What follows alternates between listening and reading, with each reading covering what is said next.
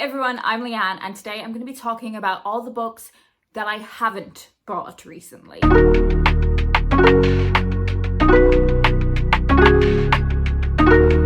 Now, whilst the massive book hauls that I do may suggest otherwise, I don't actually buy all of the books that I would like to buy. So in this video, I'm going to be talking about the second quarter of the year, April, May, June, and all of the new book releases that I was interested in buying, but I haven't. This doesn't capture like if I've seen a book in a bookshop that came out like a year ago and I was interested in buying it and I didn't. This only captures new releases that have been on my radar. And I do think that sometimes it's just as interesting to hear why someone decided not to buy something as it is to hear why they decided to buy something. I'm also not organized enough to do an anticipated releases video, so this is a way of me kind of retroactively catching you up on some of the new releases that I've just been interested in. Anything that I was interested in enough to buy, you would have seen in hauls. So anyway, let's get cracking. The first book I want to talk about is Fair Play by Louise Hegarty. Now this is one of the books on this list that I'm trying really hard to resist. I'm not going to go through like full plot synopses for all of these books because we would be here forever, but this is like a murder mystery with a bit of an inventive twist to it, and it has one of the coolest covers that I have seen recently. The reason I haven't bought this one is because I just want to wait for the paperback. I have very limited like hardback fiction space. Most of it goes on this one bookshelf,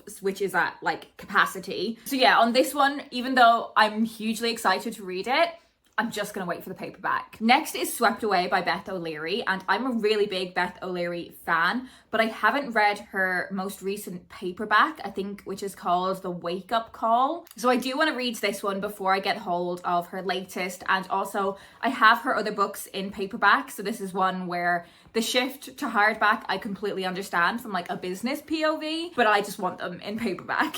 I was really interested in All the Other Mothers Hate Me by Sarah Harmon. I love a book that has like a very provocative title like that. This one like takes that idea of like the dynamic around like mums at school gates, which also has like a mystery element to it as well. I find that an interesting premise, but just not enough to commit to the hardback, and that is a theme you will see coming up again and again in this video and in future videos, is just being quite selective about the books that I end up picking up in hardback. Leading Man is the latest paperback from Justin Myers. I read his book The Magnificent Sons a few years ago and I completely adored it, but I haven't read anything from him since, and I do have one of his books unread on my shelves. This is a male rom-com. I do think I'll really enjoy it, but I just want to like read the book that I've already got on my shelves before I get to this one. The Homemade God is the latest novel from Rachel Joyce, and I remember Rachel Joyce from The Unlikely Pilgrimage of Harold Fry, which I thought was an absolutely brilliant book, and I've read a few other books from her since and have really enjoyed them. The subject matter of this one doesn't appeal to me so much. However, if someone just kind of told me the plot summary for The Unlikely Pilgrimage of Harold Fry, I wouldn't necessarily be drawn to that. I picked it up because I had so many recommendations for it. So I do trust Rachel Joyce with a story that might on the surface not be my thing, but is actually brilliantly written. But I think that kind of being selective approach to hardbacks applies even more to things that I think might be a little bit literary or something that just doesn't immediately appeal to me on a surface level. Matched Up by Jenny Ireland has been on my radar. This is a young adult romance that has like sports romance elements to it as well. I actually haven't read any of Jenny Ireland's previous books. I do feel like she's an author that I will get to eventually, but I just thought like I'm not going to get her new release before reading her earlier stuff. And to be honest, like I am just trying to be a little bit more selective with the young adult that I read as well. So many people have been recommending Open Heaven by Sean Hewitt to me, and I do think this is one that I will get round to reading. It does sound a little bit more literary than my tastes typically lie, but I think this one is a queer story that is about the relationship between two teenage boys and the really formative nature of that experience and that relationship. It's a little slip of a novel. It's 240 pages. So again, probably one where I'll wait for the paperback, but I would really love to read this one. Table for One by Emma Gannon is another one where I'm probably going to wait for the paperback as well, but I love the cover for this one, and if they do change it for the paperback, I will be tempted by the hardback. Lots of people know Emma Gannon for her novel Olive, which I haven't read but would like to. But actually the subject matter of this one sounds a lot more appealing to me, a lot more in line with my interests. It is largely about the protagonist's relationship with herself, and that's where this title of Table for One comes from.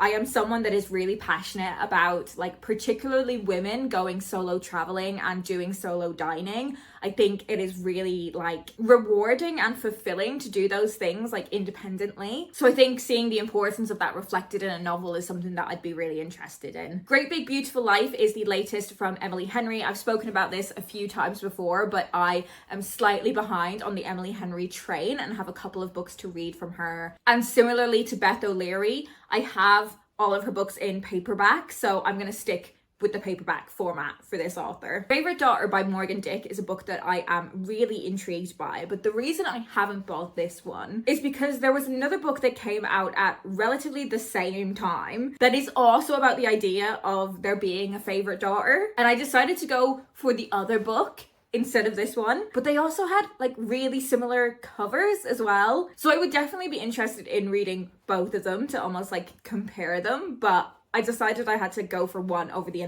other initially. Okay, that's everything that came out in April. Let's move into May. On the 1st of May, So Good to See You by Francesca Hornick came out. This is one where I was just really drawn in by the cover, and again, we're trying not to buy hardbacks just because they have lovely covers. But this is about a subject that is really interesting to me, which is kind of like the breakdown of friendships. So this one is about 3 friends who were really close while they were at university in 2004. 15 years later, they are now at a wedding together and they are no longer friends. And that dynamic of friendships shifting or changing, friendship breakups, is something that I'm really interested in, and how friendships can evolve and change over a significant number of years is something that I'm really interested in. So I would definitely like to read this one. Hopefully they don't change the cover too much for the paperback. Sarah Moss has a new novel out called Ripeness. I really enjoy Sarah Moss's writing. It's been a few years since I've read something from her. I'm not sure if that's because she hasn't been releasing stuff or it's just not been on my radar. But this is another instance where I don't want to pay 20 quid for a hardback. And I also have Sarah Moss's other books in paperback, so I want them to sit on the same place in the shelf. Slags by Emma Jane Unsworth is another one where I just love how provocative the title of it is, and I love how provocative the cover of it is. But I've had mixed experiences with Emma Jane Unsworth's books, and I have found myself a little bit fatigued by like reading stories of like wild childs, but I definitely am still interested, and it will be another one where I wait for the paperback. Lyn Solomon has a new book out called What Happens in Amsterdam. So this is a romance book. I have really enjoyed all of the romance books that I've read from this author previously, so I definitely do want to read this one.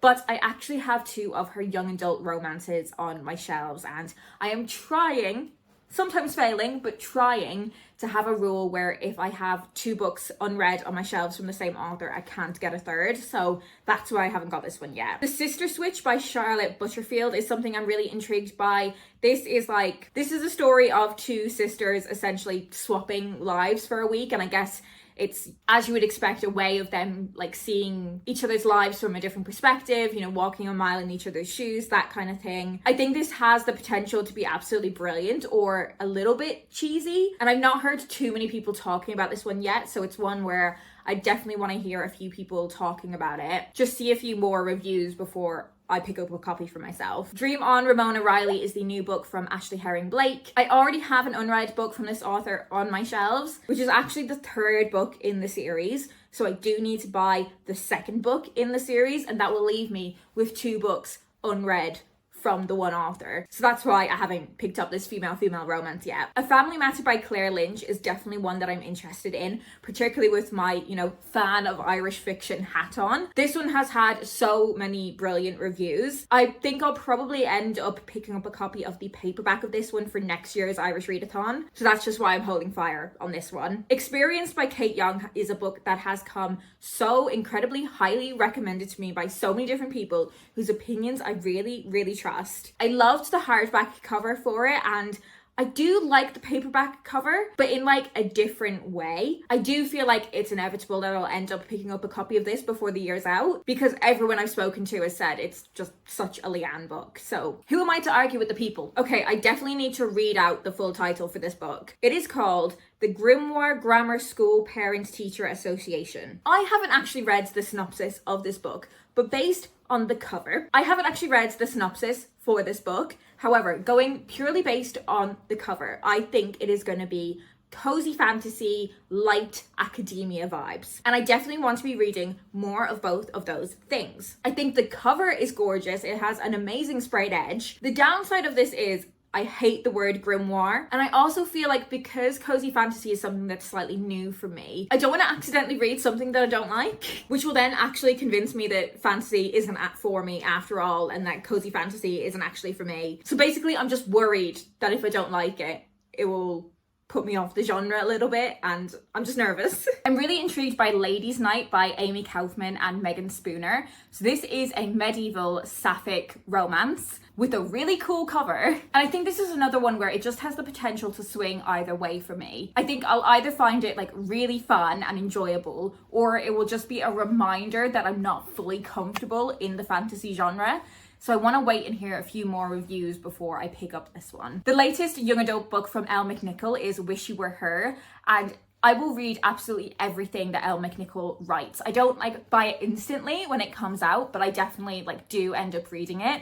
And I have a feeling that I might end up getting hold of a copy of this somewhere, so I haven't committed to buying it yet. I really want to read The Spell Shop by Sarah Beth Durst. So this is another cozy fantasy one, but it's one that I feel really confident that I'm gonna enjoy. So I feel like I probably will end up picking up a copy of this. I'm really excited to read it. Alice with a Y is the new book from Anna James. I'm a big Anna James fan. I love all of the middle grade that she writes, and I am an Alice in Wonderland obsessive. It is one of my favorite books of all time, if not my favorite book of all time. So this is another one where I think it's inevitable that I will end up getting myself a copy. The Dictionary Club by Sophie Gravia is another one that has like a very provocative title, and I think lots of people have been drawn to that provocative title recently. And I think I just want to see, like, when that hype dies down, what people actually think of it. Berts, Debts and Marriages by Laura Barnett is another book that takes a look at friendships over a longer period of time. So I think in this one we're looking at 6 friends who met at university and how their lives have evolved over the years. It's another instance though where I'm gonna wait for the paperback. Love at First Sight is the latest rom-com from Laura Jane Williams. I have really enjoyed all of the books that I've read from this author before. I think I've read 3 or 4 of her books and I really enjoyed them, but I do have 2 of her books unread on my shelves already, so same rule applies. I'm not gonna look at buying this one until I've read at least one of those. Honey by Isabel Banta was a book that was really highly recommended to me when it was in hardback, so I do think I will get round to picking up the paperback of it, even though I don't like the cover as much. But this is one that takes a look at kind of pop star culture, particularly around young women in the 90s, and that is a subject that I'm so fascinated by. And I've also really enjoyed books that take a look at the nature of celebrity through fiction. So I think this is one that I will really enjoy. And then the final book I'm going to talk about is Frankie by Graham Norton. So this is the paperback of the hardback. I have read a few of Graham Norton's books and I have enjoyed them to varying degrees. But when I read Homestretch, that was a complete game changer for me last year. I completely adored that book. So I definitely want to read more of his more recent stuff. And I do think I will get round to getting a copy of Frankie eventually, but just not immediately. And so many people that have really enjoyed his books have said that Frankie is like his best yet. So there we have it. They are all of the books I'm going to talk about today. Let me know if any of these are on your radar, if you've bought any of them, if you've read any of them and you would like to encourage me to buy a copy, then please do. Equally, if you have read some of these and you're like, don't bother, also let me know. If you want to let me know you're here but you don't have anything in particular to say, just leave me like a heart of your favorite color. Anyways, that's it for me today. I hope you're well and I'll speak to you in my next video. Okay, now moving into the July releases.